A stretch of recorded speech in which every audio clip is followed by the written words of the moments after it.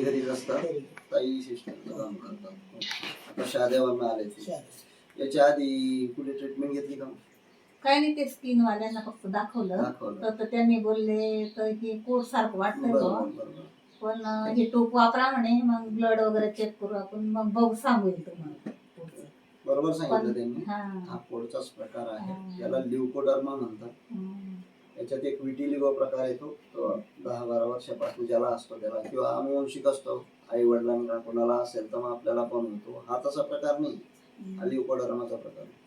याचं कारण असं असतं, शरीरात कॉपर, विटॅमिन्स, प्रोटीन्स कमी पडतात म्हणून पण होतो, किंवा आपण आता सध्या जे आता अन्न खातोय त्याच्यामध्ये पेस्टिसाइडचं प्रमाण जास्त आहे त्याच्यामुळे पण होतो, किंवा मग तुम्ही आता खाजवलं, त्याची जखम झाली त्याच्यामुळे पण होतो. हे माझ्या लक्षात असंच खाजवलं ना त्याच्यामुळे असं ब्लड आलं थोडस, आणि नंतर मग ती जखम अशी पांढरट दिसायला लागली आणि थोडीशी होती, आता थोडीशी पसरली. ते तसंच होतं. स्किनचा पण प्रॉब्लेम असतो, त्याच्यामुळे तुम्ही खाजवलं जखम झाली की पांढरं होतं, जसं मला पण व्हायचं.